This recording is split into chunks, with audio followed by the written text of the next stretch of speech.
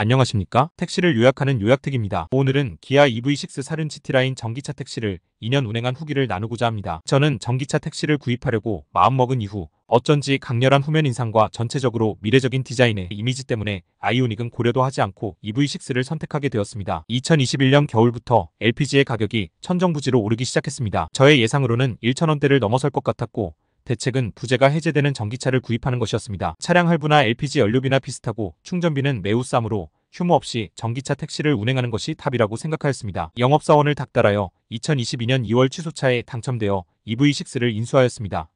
EV6 GT라인 롱레인지 사륜의 가격은 5,437만원이었고 정부 지원과 시지원은 1,100만원을 받았습니다. 지원금 외의 차량 가격은 5년 할부로 처리하였습니다. 그런데 몇 달 후에 국토부 장관 원희룡이 모든 택시의 부재를 해제하고야 말았습니다. 이 영상을 제작하고 있을 당시 약 54,000km를 주행하였는데 2023년 6월 계기판이 고장나서 89,416km의 계기판을 교체하였으므로 약 2년 동안 총 주행거리는 143,563km이며 1년에 약 7만 km를 주행하였습니다. 비라이프 케어라는 앱에서 2024년 3월 기준 배터리의 미래가치가 96.3%로 나옵니다만 다른 앱과 오토큐에서는 97 내지 98% 정도 나오는 것 같습니다. 날씨가 매우 화창하므로 킬로와트당 주행거리가 7.3km로 나옵니다만 겨울철에 기온이 영하로 떨어지면 주행거리가 2 내지 3km로 떨어지는 경우도 있습니다. 겨울철 영하의 날씨에는 배터리의 성능이 대폭 하락하며 전기의 소모가 심하므로 충전을 하루에 2번 이상 해야 합니다. 이때는 20%에서 80%까지 완속으로 충전한다는 배터리의 충전 수칙을 지키기 어려우므로 배터리의 수명이 전반적으로 겨울에 하락하는 것 같습니다. 겨울철에 EV6 사륜은 길이 얼어도 전혀 미끄러지지 않습니다. 사륜은 출발할 때는 사륜으로 선택되고 이후 자동으로 2륜으로 바뀌며 도로의 상황에 따라 자동으로 사륜이 작동되므로 길이 얼어도 편하게 주행할 수 있습니다. 길이 얼어 모든 차들이 올라가지 못하는 오르막도 EV6 사륜은 쉽게 올라갑니다. LPG라면 한 달에 연료비가 60만원에서 80만원 들었을 텐데 충전비는 20만원에서 30만원밖에 들지 않습니다. 저는 파워큐브 차저에서 와트당 168원에 충전하고 있습니다만 곧 충전 단가가 상승할 것 같습니다. 속도가 낮아도 전기차는 힘이 항상 최대이므로 운행이 가볍습니다. 차량은 2톤가량 되지만 가볍게 차가 나갑니다. 저의 차량은 20인치 바퀴가 선택되어 있는데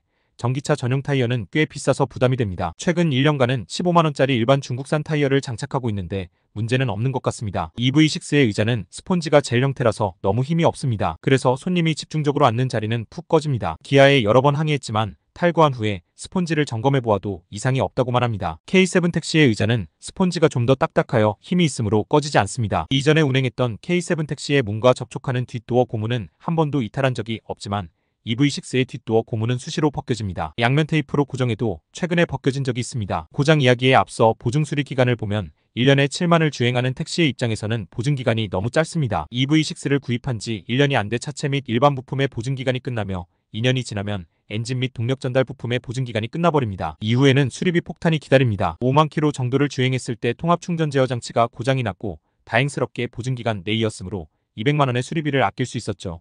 설계 잘못이므로 이 장치가 고장난 EV6는 무수히 많았는데도 이제야 리콜이 이루어지고 있습니다. 1급 기아 오토큐에서는 부품이 없으므로 공장에서 만들어 공급될 때까지 2달이 걸린다고 했는데 직영 오토큐에서 5일 만에 수리를 할 수 있었고 5일 동안 영업을 하지 못했습니다. 89,000km를 주행해 보증거리 6만 km가 넘었을 때 1초 내지 2초 만에 계기판이 계속 꺼졌다 켜졌다 하면서 띵동하는 소리가 지속적으로 발생했습니다. 기아의 직영 오토큐에서 당일 수리를 할 수 있었고 매우 친절하게 10%의 비용을 할인해 주었습니다. 나중에 알고 보니 이 고장이 발생한 EV도 엄청 많았고 그래서 부품을 보유하고 있었나 봅니다. 오토큐에서는 할인이 없는데 제품 결함이므로 할인을 해준 것 같지만 리콜을 해야 할 하자를 할인으로 때우는 기아가 좋게 생각되지는 않습니다. 어느 날 EV에서 스쿠터 소음 또는 비행기 소리가 들리기 시작했습니다. 구글 검색을 한 후 모터와 감속기 소음이라고 생각하고 차량을 입고해 1급 오토큐에서 모터와 감속기를 무상으로 교환했습니다. 그런데도 스쿠터 또는 비행기 소음이 여전했고 1급 오토큐의 엔지니어는 허브 베어링 소음이라고 했습니다. 허브 베어링은 10만 킬로가 보증기간이므로